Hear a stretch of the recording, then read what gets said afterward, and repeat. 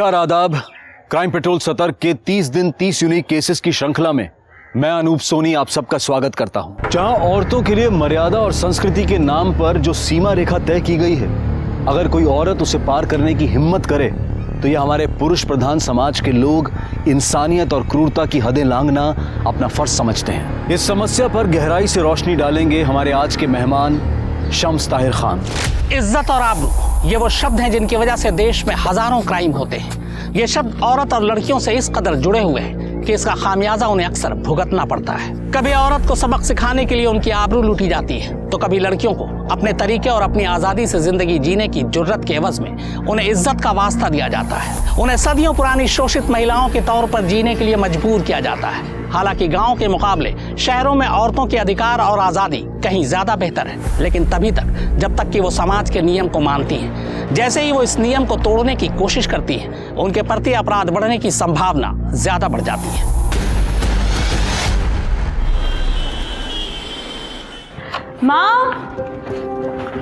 माँ, मेरा tiffin ready है? हाँ बेटा रेडी है, पहले नाश्ता तो कर लो। नहीं माँ, मैं ऑफिस के लिए बहुत लेट हो रही हूँ। आप बस मेरा टिफिन दे दो, मैं निकलती हूँ। अच्छा अभी लाई। बेटा थोड़ा सा तो खा लेती। नहीं माँ, बहुत लेट हो चुकी हूँ। 2 टिफिन? एक रोटी तो खाई नहीं जाती जया तुमसे, फिर ये 2 टिफिन किसके लिए? भाभी, वो क्या है ना कि हम लोग ऑफिस में साथ में लंच करते हैं, तो कहीं कम पड़ जाए इसीलिए। तुम्हें तो फ्री में खिलाते ही हैं, अब तुम्हारे स्टाफ को भी फ्री में खिलाएं। बहू जरा संभाल के बात करो। माँ सही तो कह रही है, वो सरकारी नौकरी है, इतना अच्छा कमाती है, ये नहीं कि घर में मदद करे। क्या मैं और पापा मिलके पूरे घर का बोझ उठाएं सिर्फ? मनोज, तुम अच्छी तरह से जानते हो कि इस घर में लड़कियों की कमाई नहीं ली जाती है। रोज रोज नाटक क्यों होता है इस घर में? ठीक है पापा, नहीं करेंगे तमाशा, लेकिन इसको समझा लीजिए, एक घर है, धर्मशाला नहीं है कि। बस बस,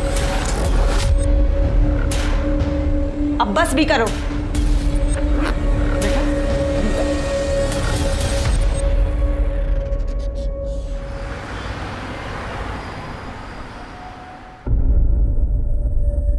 थैंक यू यार, तुम रोज रोज मेरे लिए लंच लेके आती हो। नहीं तो पता नहीं कैसे रोज रोज मैनेज होता मेरा। इसमें थैंक यू की क्या बात है? आप अभी अभी ट्रांसफ़र होकर आए, अब इतनी जल्दी घर से खाना मैनेज करना इतना आसान थोड़ी है। तो फिर आप तीनों टाइम बाहर से खाना मैनेज करेंगे, चलेगा आपको? चलेगा, लेकिन तुम मेरी वजह से परेशान हो, ये नहीं चलेगा।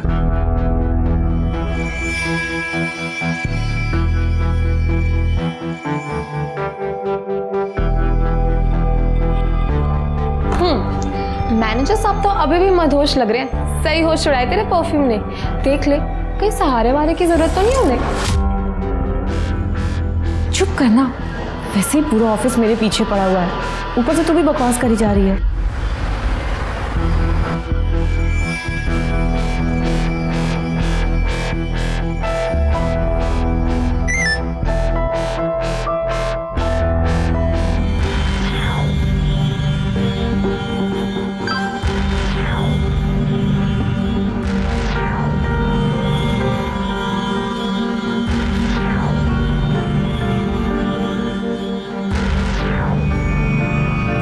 अरे जया, तू कहाँ जा रही है? अभी तो 1:30 भी नहीं बजा। अरे इतनी तो उसे भूख भी नहीं लगी रहती है जितनी इसे खिलाने की पड़ी रहती है।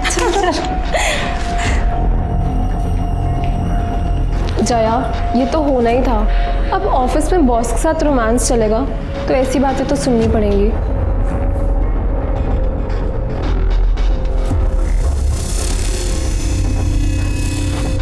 अब नंदू जी, ये टिफिन आप प्रवीण सर को दे देंगे? अंकल जी, बहुत अच्छी कढ़ाई की है आपने, ऑफिस की सारी लड़कियां तारीफ कर रही थी। ये लीजिए, इसे भी कल शाम तक ऐसे ही करके दे दीजिएगा। ठीक है बेटा।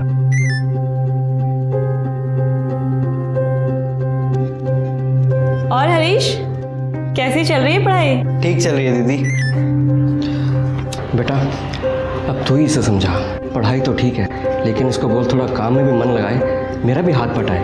ये बात तो सही कह रहे हैं अंकल, पढ़ाई के साथ साथ इनके काम में भी हाथ बटाया करो। जी दीदी।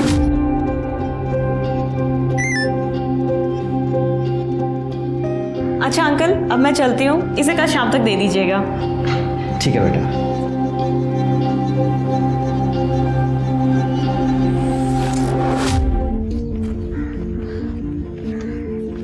आप यहाँ क्या कर रहे हैं? टिफिन देने आओ तुम्हारा। आपने अभी तक खाना नहीं खाया? तुमने खाया? क्यों? मैं नहीं चाहती हूँ कि मेरी और आपकी कोई बदनामी हो। अरे हमारी कोई बदनामी नहीं कर सकता है, पता है क्यों? क्योंकि मैं तुमसे सचमुच प्यार करता हूँ। प्रवीण, मैं भी आपसे बहुत प्यार करती हूँ।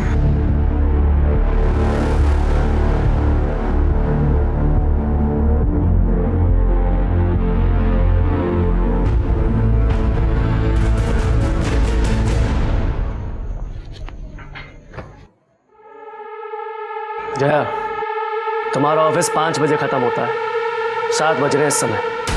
कहाँ थी अब तक?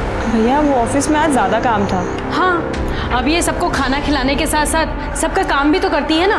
वैसे भी सरकारी नौकरी में 9 से 5 का टाइम होता है, लेकिन ये मैडम ये तो ओवर टाइम करती है ना।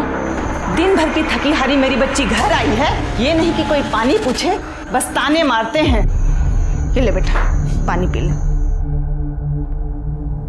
तू फ्रेश हो जा, मैं तेरे लिए चाय बनाती हूँ। ला, ये मुझे दे। पापा, माँ को तो अपनी लाडली बेटी में ना कोई नुक्स नहीं दिखता है, लेकिन आप तो कुछ बोल सकते हैं ना। जवान लड़की है, कुछ ऊंच नीच हो गए ना, किसी को मुंह दिखाने के लायक नहीं रहेंगे। अरे उसकी नौबत नहीं आई,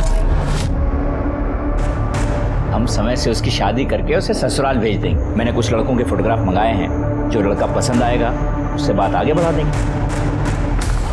आओ। ये है अपना आलीशान महल। बाप रे, कितना गंदा कर रखा है घर को।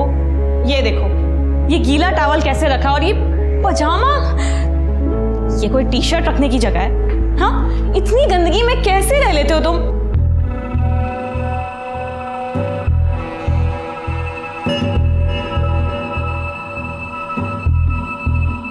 देखो, शादी से पहले ये सब नहीं।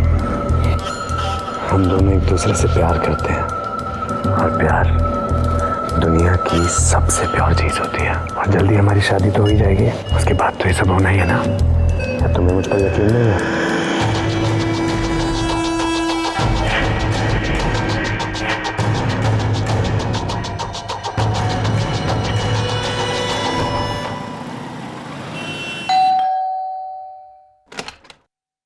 अरे तुम दोनों एक साथ कहाँ से आ रही हो? ये तो मुझे यहाँ गेट पर ही मिली। ले पानी पी और बैठ। अरे जया, आ गई तुम? आओ बैठो। बेटा, तेरी शादी के लिए कुछ लड़कों के फोटोग्राफ्स आए हैं, तू देख ले, पसंद कर ले, फिर हमें बता दे। ये देख, हमने तेरे लिए इस लड़के को पसंद किया है। लड़का बहुत अच्छा है और तेरी ही तरह सरकारी नौकरी भी करता है।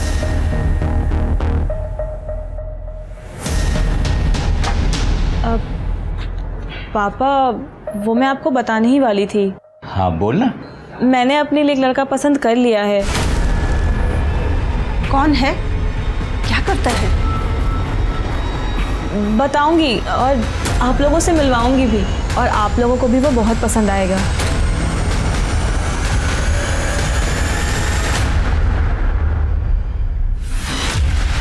बहुत गर्मी है तेरे शरीर में, हाँ? बहुत गर्मी है तेरे शरीर में। मेरा ही पति मिला था तुझे फांसने के लिए, डोरे डालने के लिए। शर्म नहीं आती तुझे? एक औरत होकर दूसरी औरत का घर तोड़ते हुए। सुन, अगर मर्दों को रिझाने का ज्यादा ही शौक है ना, बाजार में जाके बैठ। यहाँ क्या कर रही है तू? कौन है तू? हाँ, और ये क्या बकवास करे जा रही है? दिमाग तो सही है तेरा? सुन, मैं तुझे जानती तक नहीं हूँ। मैं तेरे जैसी 2 टकी औरतों को ना बहुत अच्छे से जानती हूँ।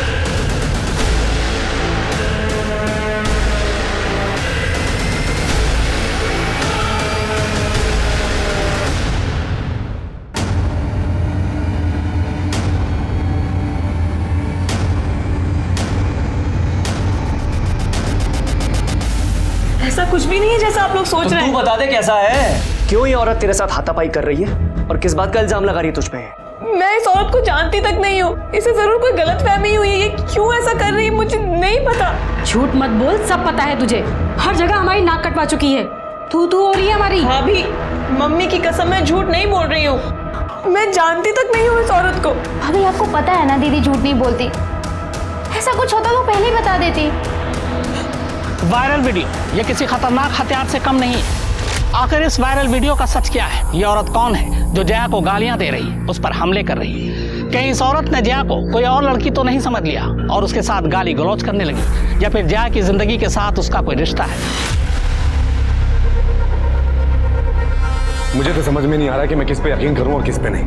अरे जया, ये वीडियो वायरल हो चुका है और तुम कह रही हो कि तुम उस औरत को जानती नहीं हो। ऐसा कैसे हो सकता है? ये क्या कर रहे हो तुम? बैग क्यों पैक कर रहे हो? कहाँ जा रहे हो? जयपुर जा रहा हूँ माँ से मिलने, मंडे को आऊंगा। इस वक्त जब मुझे तुम्हारी सबसे ज्यादा जरूरत है तुम मुझे ऐसे छोड़ के जा रहे हो। देखो, मैं तुमसे ये कह रही हूँ कि एक बार पापा से चल के मिल लो। उन्होंने मुझे संडे को लास्ट चांस दिया है। अगर तुम उनसे नहीं मिले तो वो मेरी शादी किसी और से करवा देंगे। अच्छा है, अपने पिताजी की पसंद के लड़के से शादी कर लो, क्योंकि अगर ये हाथ से निकल गया ना, कोई लड़का तुमसे दोस्ती तक नहीं करेगा। अच्छा, अब जाओ यहाँ से, चलो मुझे बहुत काम है। अरे जाओ यार, मूड मत खराब करो मेरे, जाओ एक बार जाओ।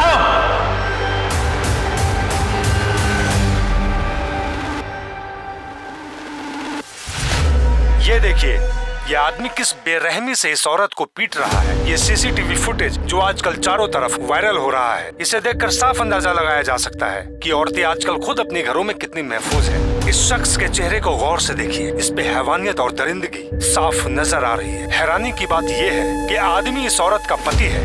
अब कोई कैसे यकीन करेगा कि उसने इसके साथ 7 फेरे लिए। तेरा बॉस है ना ये सुरक्षा और प्रवीण आहूजा, देने की देख कितनी बेरहमी से मार रहा है अपनी बीवी को। आपको याद होगा कुछ दिन पहले ही ये वीडियो वायरल हुआ था जिसमें शालिनी आहूजा इस लड़की को पीट रही थी और कह रही थी कि उसने इसके पति को चुराने की कोशिश की है।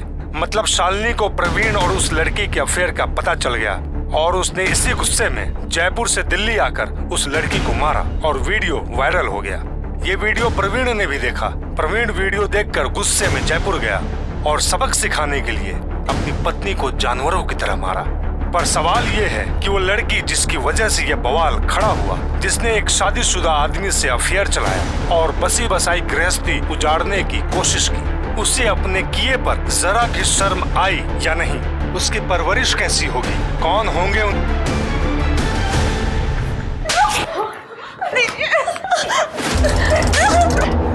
देख लिया, कितनी बार मैंने आपको समझाया था चीजों को संभाल लो, उस पर लगाम लगाओ, पर नहीं, हमारी लाडली बेटी है, अब भुगतो इसको। बड़ी तड़ी में रहती थी कि पूरी दुनिया में बस एक यही औरत हो जो नौकरी कर रही है। अब मैं अपने मायके में क्या मुंह दिखाऊंगी?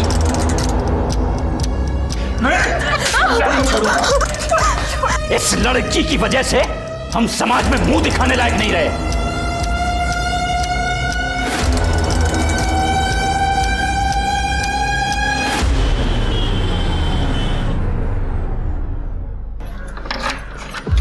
आओ जया, आओ। अरे आओ ना। देखो, ये मेरे कजन सुमित का फ्लैट है। अच्छा है ना? खाली पड़ा था और जब मैंने उसे तेरे बारे में बताया तो उसने कहा तुझे जब तक यहाँ रहना ना तू रह सकती है। देख, फुल्ली फर्निश्ड फ्लैट है तो तुझे कुछ खरीदने की जरूरत नहीं है। बैठ। देख, तू इतना मत सोच, अब जो होना था वो हो गया। और जय, मेरी बात याद रख कि सारे लोग प्रवीण जैसे नहीं होते। तू भी भूल जा उस कमीने को और लाइफ में मूव ऑन कर, एंजॉय कर।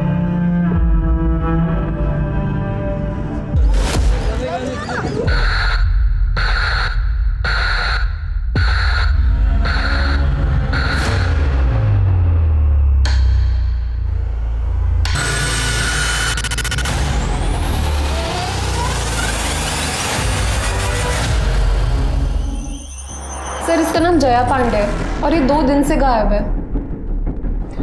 ये वही लड़की है ना जिसका वीडियो वायरल हुआ था? यस सर, और इस वीडियो की वजह से इस बेचारी को बहुत कुछ झेलना पड़ा। सर, जहाँ जाती थी लोग इसका मजाक उड़ाते थे, ताने देते थे। और सर, सबसे बुरी बात ये कि इसके घर वालों ने इसको अपने घर से बाहर निकाल दिया। बड़ी मुश्किल से मैंने अपने कजन के खाली फ्लैट में इसको शिफ्ट करवाया था और इसे समझाया भी था कि दूर रहे इस कमीने प्रवीण से, पर इसने मेरी बात नहीं सुनी सर और जयपुर चली गई उससे मिलने। तू इस वक्त क्या करने आई है यहाँ? मेरी गृहस्थी में कलेश डाल के तुझे चैन नहीं मिला जो अब यहाँ तक पहुँच गई? देखो, मेरी तुमसे कोई पर्सनल दुश्मनी नहीं है। मैं तुमसे बस एक रिक्वेस्ट कर रही हूँ, मुझे एक बार प्रवीण से मिलने दो। हे भगवान, ये तो बहुत ही बेशर्म औरत है। तेरी औकात दिखाती हूँ मैं अभी। तू आई कैसे यहाँ? क्या हो रहा है यहाँ? चल अंदर।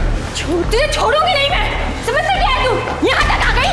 तेरी हिम्मत कैसे हुई यहाँ आने की? चल अंदर। और अब आवाज नहीं आनी चाहिए तेरी। आवाज? मैं चिल्लाऊंगी। छोड़ूंगी नहीं उस कमीनी को। क्या चाहिए? क्या लेने आई है यहाँ? सस्पेंड करवा दिया ना मुझे, अब क्या चाहिए? देखो, मैंने तुम्हें सस्पेंड नहीं करवाया है। तुम्हारे उस वायरल वीडियो की वजह से पूरे डिपार्टमेंट ने ये एक्शन लिया। हाँ तो तू भी अब एक्शन ले और निकल जाए यहाँ से, इससे पहले कि मैं गला दबा के तेरी जान से मार दूं, कट ले। हाँ, मार डालो। खोलो दरवाजा। मार डालो मुझे भी और तुम्हारे बच्चे को भी। क्या बकवास कर रही है? बकवास नहीं कर रही हूँ मैं प्रेग्नेंट हूँ। किसका पाप मेरे गले डाल रही है? तेरे जैसे कोई भरोसा थोड़ी है।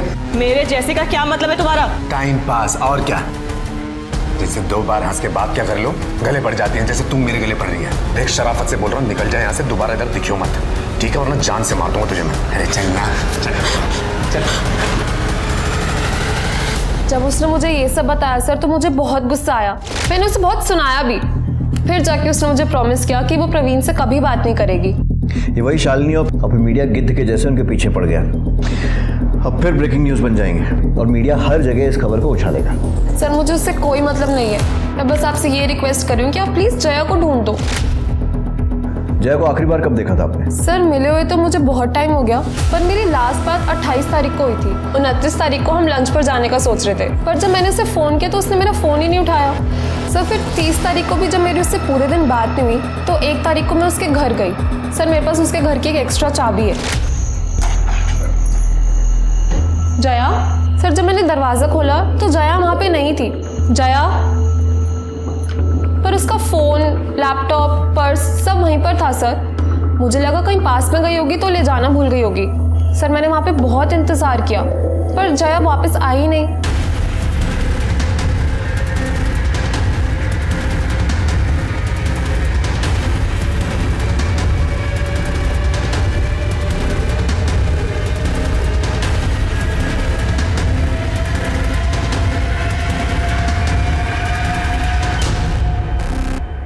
राजीव सर, फोर्स एंट्री या फिर स्ट्रगल का तो कोई निशान नहीं दिख रहा। देखो अच्छे से, कुछ और मिलता है तो।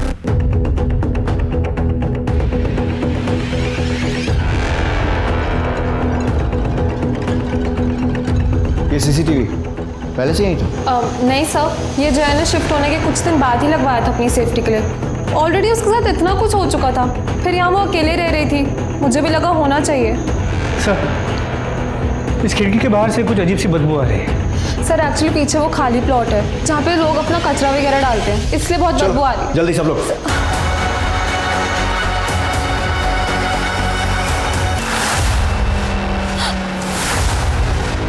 जया! जया! पीछे पीछे हुए प्लीज।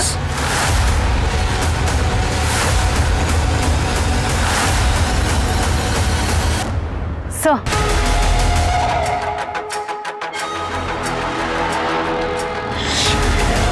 लोगों को हुआ क्या है यार? इंसानियत बची नहीं है, हैवान हो गए साले। मतलब लड़की को पेट काट के मारा और हीटर। देखो आसपास कुछ मिलता है तो। सर कहा नहीं जा सकता कि कितनी बार चाकू से वार किया गया पेट पे, और बच्चे पर भी चाकू से वार किया गया। मिस्टर, बॉडी को पोस्टमार्टम के लिए भिजो और फीटस का डीएनए टेस्ट करवाओ। जया का फ़ोन सीज करो, फैमिली को इन्फॉर्म करो और घर के पास में अगर कोई सीसीटीवी है तो वो चेक करो। पता लगे कि इतनी रात को अकेले निकली क्यों थी। जिसने भी ये किया है बचना नहीं चाहिए।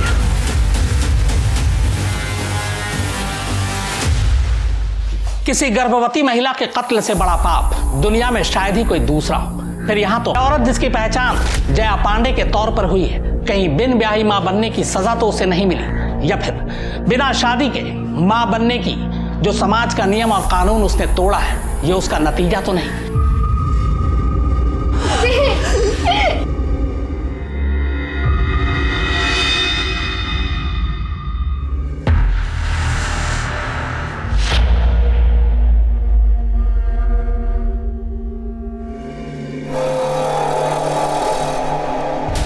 इंस्पेक्टर साहब, हर माँ बाप की तरह हमने थोड़ी सख्ती की थी उसके साथ, पर ये तो सब उसकी भलाई के लिए था ना। कितनी बार समझाया था उसे, पर नहीं मानी। घूम रही थी उस कमीने शादीशुदा इंसान के पीछे। उस कमीने ने इसकी जिंदगी बर्बाद तो कर ही दी थी, अब जान भी चली गई। आपका कहने का मतलब है कि जया की मौत में प्रवीण आहूजा का हाथ है? सिर्फ हाथ नहीं है सर, उसी ने मारा है इसे। रोज घर वालों से लड़के उसके लिए टिफिन लेके जाती थी, खाना खिलाती थी उसे। देखिए अब क्या कर दिया। सांप को दूध पिलाया, सांप ने ही डस लिया। आप लोगों को पता था कि जया प्रेग्नेंट है?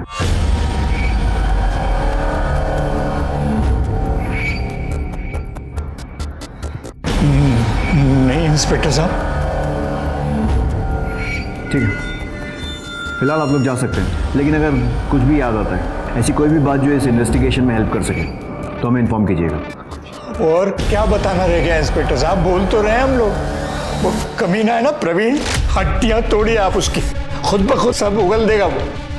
मैं हाथ जोड़ता हूँ आपके सामने, छोड़ना मत उसको। जब तक मेरी बेटी जिंदा थी तो बदनाम कर दिया उसे, और उससे मन नहीं भरा तो मार दिया मेरी बच्ची को। मैंने तो पहले ही कहा था इस पे भी नजर रखो। जो कसर उसने छोड़ दी है ना, कहीं ये वो पूरी ना कर दे। देखा नहीं था जब पुलिस वालों के सामने रो रही थी तो वो लोग हमें कैसे देख रहे थे? वो तो नाक कटवा के गई है, ये तो पूरे परिवार को जेल भिजवा के मानेगी।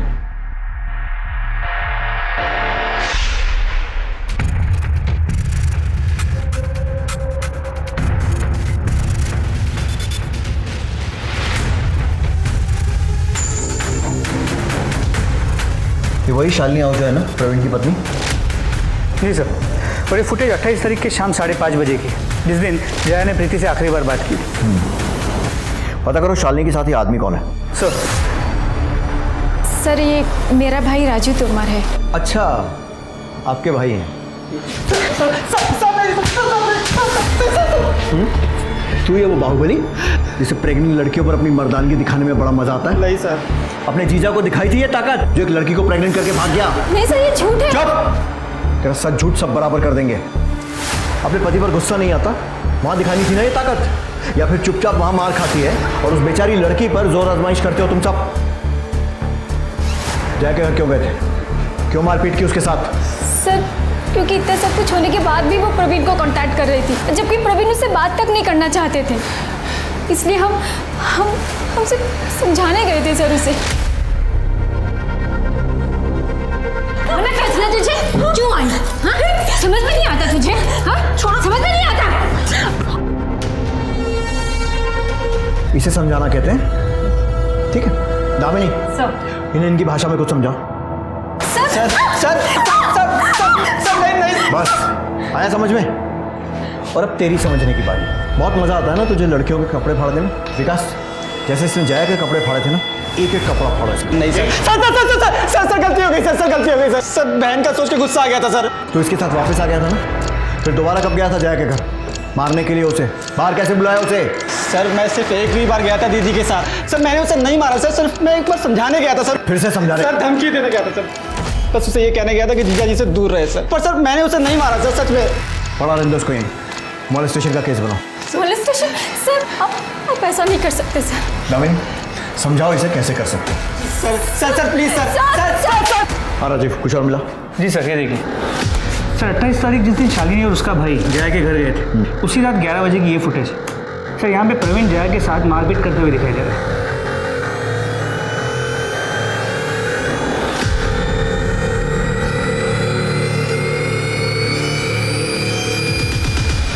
साले फ्रॉड, सस्पेंड होकर चैन नहीं पड़ा जो मर्डर करके जेल जाने की तैयारी कर रहा है। पहले उस लड़की को फंसाया, फिर उसको प्रेग्नेंट किया और फिर उसका मर्डर कर दिया, और उसको तो मारा ही, उसका पेट चीरकर उस बच्चे को भी मार दिया।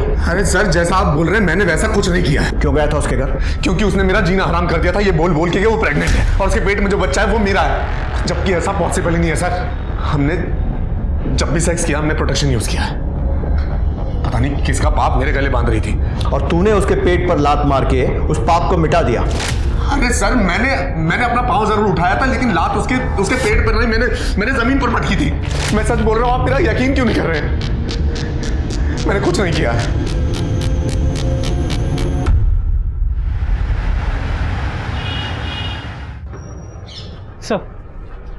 सर मैंने पता करवाया, 28 तारीख की रात 11 बजे के आसपास जया के घर वाली एरिया में कोई मेजर फॉल्ट हुआ था, जिस वजह से लाइट चली गई थी, जो अगले दिन सुबह 10 बजे के आसपास वापस आई थी।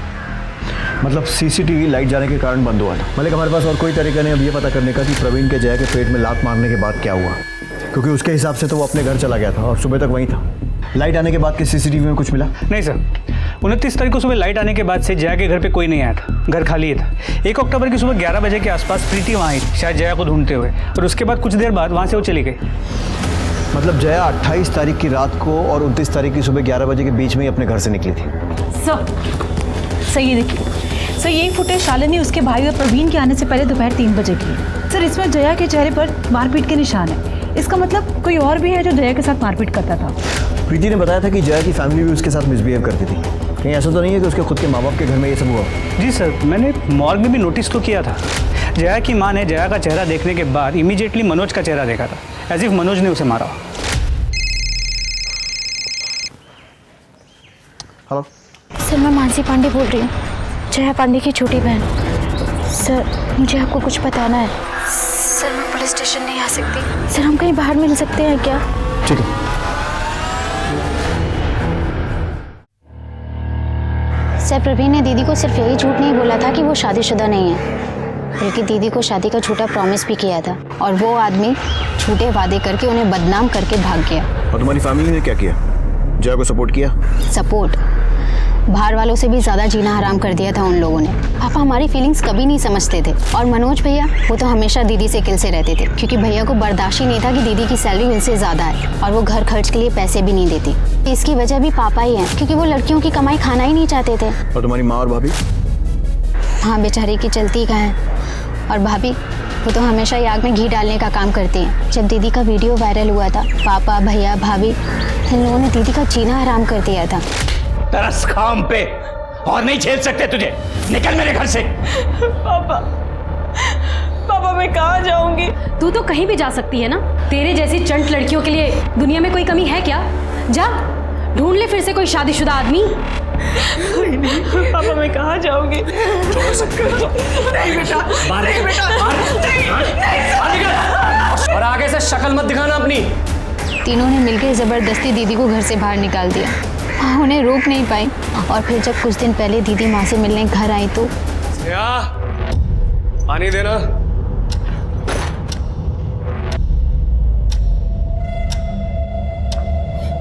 फिर आ गई तू, फिर आ गई तू। दूर खड़ी रहो। तुम्हारे लाड प्यार की वजह से इसकी हालत हुई है ये। इधर आज तेरा मैं वो शक करूंगा ना, इस घर में कदम रखने से पहले डरेगी तू।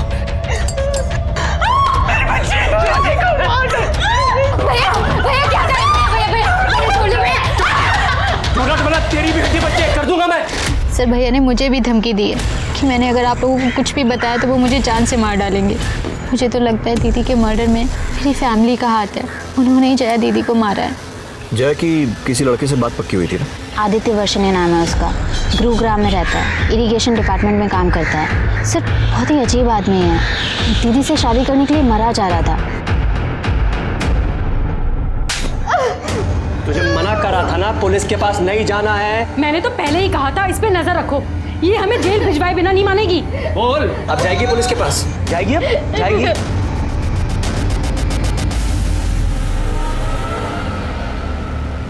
सर मुझे अब भी यकीन नहीं हो रहा कि जया इस दुनिया में नहीं है, और उसके साथ जो भी हो ना सर, सिर्फ उसमें उसका इतना कसूर है कि उसने उस कमीने प्रवीण से प्यार किया।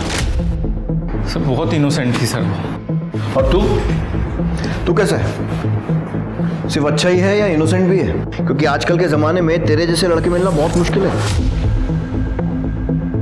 जो सब जानते हुए भी शादी करने के लिए तैयार हो गए। सर मैं वैसा इंसान नहीं हूँ कि किसी को दूसरा चांस ना दूँ अगर उससे कुछ गलती हो जाए, और यहाँ पे तो जया की गलती भी नहीं थी ना सर।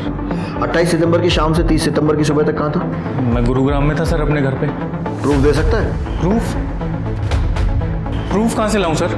मुझे पता थोड़ा ना था प्रूफ देना पड़ेगा। पता होता तो मैं रखता किसी को अपने साथ प्रूफ के लिए। इनोसेंट होने के साथ साथ स्मार्ट भी है। किसी पर शक है जो जया के साथ ऐसा कर सकता है?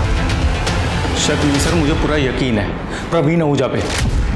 उसने उसको यूज़ किया और फिर पीछा छुड़ाने के लिए उसका मर्डर कर दिया। तू भी तो हो सकता है। प्रवीण से पीछा छुड़ाना पड़ रहा था क्योंकि जया उसके प्यार में पागल थी और तू भी जया के प्यार में पागल था, और तेरे से ये बात बर्दाश्त नहीं हुई कि जया तुझे छोड़कर प्रवीण के पास जा रही थी, तो तूने उसे मार दिया, है ना?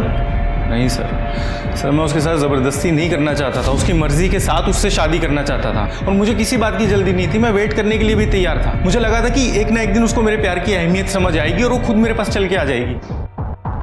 ठीक है, थैंक यू सर। राजीव, जल्द से जल्द इस महान आशिक के सारे कॉल रिकॉर्ड्स और मोबाइल लोकेशन से निकलवाओ। सर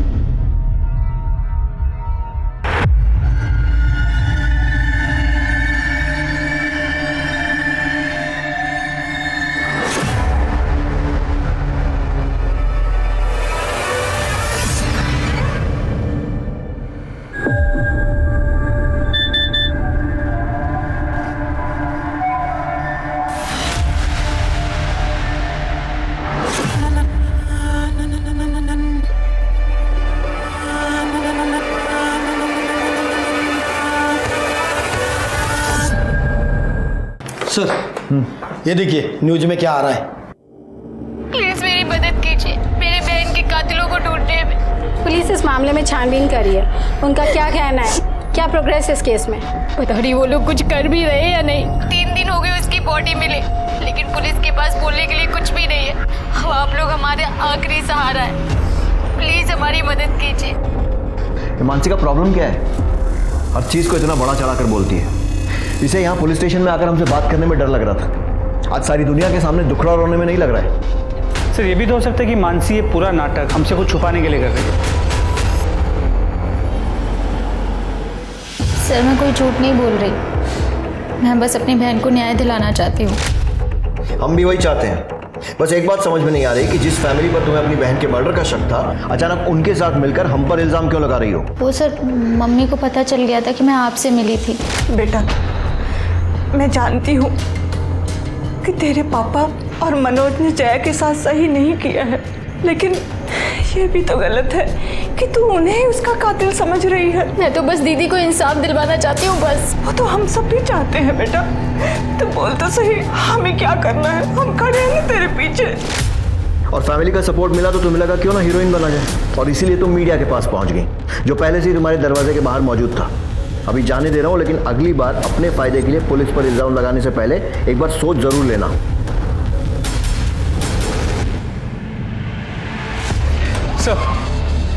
सर, पोस्टमार्टम रिपोर्ट के मुताबिक जया की मौत 29 तारीख के सुबह 5 और 7 बजे के बीच चाकू के वार की वजह से हुई। फीटस का डीएनए प्रवीण के डीएनए के साथ मैच करने के लिए भेज दिया। सर, 28 तारीख की रात आदित्य की मोबाइल की लोकेशन जया के घर के पास की दिख रही है। राजीव, उठाओ इस आशिक को, इसका इनोसेंस निकालने का टाइम आ गया है। सर, जया से मेरी एंगेजमेंट टूट चुकी थी सर। वो किसी भी तरह से परवीन से शादी करना चाहती थी। वो अपने बायोलॉजिकल फादर के साथ अपने बच्चे को बड़ा होते देखना चाहती थी सर। और फिर भी तो उसके पीछे पड़ा हुआ था। बड़ा महान प्यार था तेरा। सर, मैं उससे सच्चा प्यार करता था सर। मुझे पता चला जब उसने मेरा फ़ोन उठाना बंद कर दिया, उसने मुझसे मिलना बंद कर दिया, तब मैं खुद उसके घर गया, उसको समझाने के लिए, उससे बात करने के लिए। कितने बजे गया था सर? वो कितने बजे गया था? 11 साढ़े 11 बजे के आसपास गया था सर। जब गया था तो वो सोने जा रही थी तभी, और फिर लाइट चली गई तो उसका मूड बहुत ख़राब हो गया था सर। वो मुझसे बात करने के लिए तैयार नहीं थी। उसके चेहरे पे, उसके बदन पे, हर जगह पे चोट के निशान थे सर। मैंने उसे रिक्वेस्ट किया कि वो मेरे साथ रेस्टोरेंट चले डिनर के लिए। अब तेरे ताऊ ने इतनी रात को रेस्टोरेंट खोल के रखा था तेरे लिए? सर, रेस्टोरेंट नहीं है सर, वो स्नैक्स कॉर्नर की दुकान है सर। उसके घर के पास खुला रहता है वो दुकान। तुम मेरा फ़ोन क्यों नहीं उठा रही थी? आदित्य, तुम्हें ये बात समझ में नहीं आती है क्या? मैं तुमसे नहीं, मैं प्रवीण से प्यार करती हूँ। उसने तुम्हारा ये हाल किया, उसके बाद भी तुम ये बात मुझे कह रही है? हाँ, क्योंकि वो मेरे होने वाले बच्चे का बाप है। और तुमको नहीं लगता कि मैं ज़्यादा अच्छा ऑप्शन हूँ तुम्हारे इस होने वाले बच्चे के लिए? क्योंकि मैं एटलीस्ट इंसान को इंसान तो समझता हूँ। तो तुम्हारे बच्चे को तुम अपना बच्चा समझ के उससे प्यार करूँगा। मैं सच कह रहा हूँ, मैं तुमसे बहुत प्यार करता हूँ। मैं सच में, मैं कुछ भी करूँगा तुम्हारे लिए। प्लीज़ सोच क्या रही हो? मेरी बात सुन तो लो, मान लो मेरी बात। क्या जवाब दिया उसने? जवाब तो कुछ नहीं दिया सर, पर मैं खुश था सर। एटलीस्ट उसने मुझे मना नहीं किया था सर। उसके बाद मैंने उसको घर छोड़ा और मैं अपने घर चला गया। तो उसको ऐसी हालत में अकेला छोड़कर घर चला गया? तो मैं जाना नहीं चाहता था, उसने ही मुझे बोला। सर, ये देखिए इसके फ़ोन में क्या मिला है।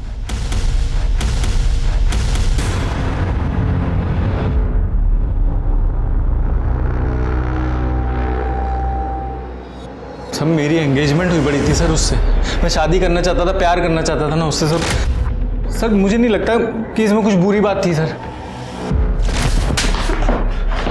बुरी बात यह है कि तू लगातार हमसे झूठ बोल रहा है। पहले बोला कि जया के घर गया नहीं, फिर बोला गया था लेकिन बाद में अपने घर चला गया, जबकि मोबाइल लोकेशन से साफ दिख रहा है कि 29 सितंबर को सुबह 5 बजे तक तू जया के घर के आसपास था। तू खुद बताएगा या मैं उगलवाऊं? सर मैं बताता हूँ सर। सर उस दिन जब मैं निकला घर के लिए तो मैंने देखा कि मेरी 2 व्हीलर का टायर पंचर हो गया और इतनी रात में कोई दुकान भी खुली नहीं मिली, तो मैं जया को बिना बताए उसके घर के बाहर ही सो गया। तो सुबह 5 बजे उठ के मैंने सबसे पहले पंचर वाले को ही ढूंढा सर, और पंचर बनवाने के बाद मैं गुरुग्राम पहुंच गया 8:30-9 बजे तक सर। फिर झूठ बोल रहा है ना? सर नहीं, कोई पंचर नहीं हुआ था तेरी गाड़ी का। तू जया के साथ उसके घर की तरफ गया, वहां पर तूने पंचर होने का बहाना किया और फिर जया के साथ रुक गया और फिर उसके साथ जबरदस्ती की और वो सब करने की कोशिश की जैसा तू दिन रात फील करता था।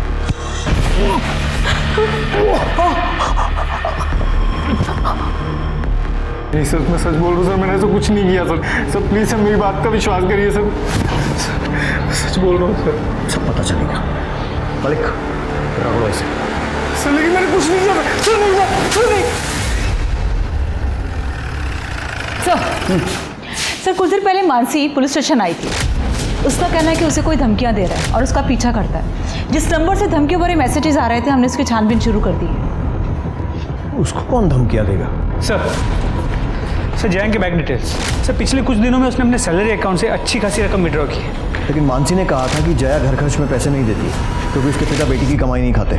तो फिर क्या किया इतने पैसों का? कहाँ खर्च किए होंगे? मलिक जया के घर के पास के डम डेटा का क्या हुआ? सर इस टावर पे से हजारों लाइंस कनेक्टेड है, थोड़ा वक्त लगेगा। ठीक सर मानसी को जिन अलग अलग नंबरों से धमकी के फोन आ रहे थे वो सब चोरी के, लेकिन सर उसमें से एक नंबर पीछे हो गए।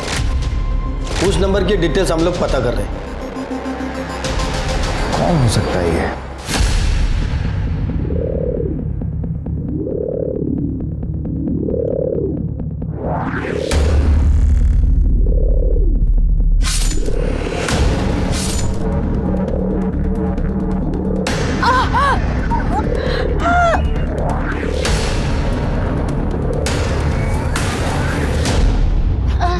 इस लड़की को चाकू मार दिया। एम्बुलेंस को फोन करो, एम्बुलेंस को। तूने मानसी को मारने की कोशिश की और पूरे मार्केट ने देखा इसे हमला करते हुए और आप लोग इसे बचाने की कोशिश कर रहे हैं। मैंने ही इसे मानसी के साथ भेजा था उसका ध्यान रखने के लिए, क्योंकि उसे जान से मारने की धमकी मिल रही थी। आपकी झूठी इज्जत और अपनी सनक में इसने आपकी एक बेटी के साथ इतना बुरा सलूक किया, दूसरी को चाकू मारा, लेकिन फिर भी आपको इसी की पड़ी हुई है। बेटियों के लिए हमदर्दी नहीं है आपके दिल में? सर मानसी को मैंने नहीं मारा है। मैं पास की दुकान पे खड़ा था जब मानसी सब्जी खरीद रही थी। मानसी मैंने देखा एक बंदा आया, उसको गलतफहमी हुई कि मैंने मारा है उसे। मलिक 70s की फिल्मों का प्लॉट नहीं लग रहा है। हर दूसरी फिल्म में बेचारा हीरो ऐसे ही फंसता था ना। अब समझ में आ रहा है तेरी सोच इतनी घटिया क्यों है। मानसी के अटेम्प्ट टू मर्डर में इसको अरेस्ट करो और लेकर जाओ। सर मैंने नहीं मारा उसे। सर मेरी बात। इस केस में एक के बाद एक नए और ड्रामेटिक खुलासे हो रहे थे। मानसी की जान बच गई थी, वो हॉस्पिटल में थी, और इधर पुलिस ने उस पीसीओ की लोकेशन पता कर ली थी जहां से मानसी को धमकी भरा फोन आया था। ये पीसीओ मनोज के ऑफिस के ठीक सामने था। तो क्या मनोज खुद ही अपनी बहन को धमकी दे रहा था? पर क्यों? जया के घर के बाहर मिले रैंडम एक्टिव नंबर्स की पुलिस जांच कर रही थी, और इस जांच में पुलिस को एक ऐसा नंबर मिला जो जया के मर्डर और मानसी पर हुए हमले के दौरान दोनों जगह एक्टिव था। और मर्डर से कुछ ही दिन पहले जया ने इस नंबर पर कई बार बात की थी। जया ने तेरी इतनी मदद की और तूने बदले में क्या किया? उसे मार दिया। क्यों? सर पापा चाहते थे कि मैं उनकी दुकान पे मदद करूं, पर मैं कॉलेज जाना चाहता था, पढ़ना चाहता था।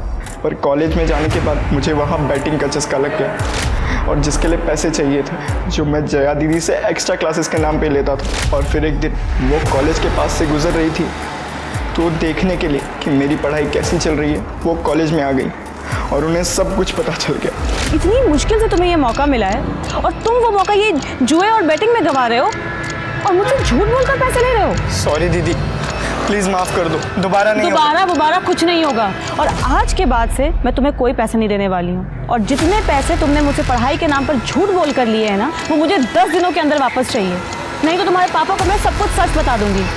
मैं बहुत डर गया था कि अगर जया दीदी ने पापा को ये सब बता दिया तो मुझे बहुत मार पड़ेगी और मुझे उनके साथ बैठ के कपड़े सिलने पड़ेंगे। और 28 तारीख को 10 दिन पूरे होने वाले थे। मेरे पास 1 रुपया भी नहीं था दीदी को देने के लिए। और फिर 29 तारीख के सुबह 5:30 बजे मैं दीदी के घर के इधर चला गया। उस वक्त उस एरिया की लाइट नहीं थी, बहुत अंधेरा था।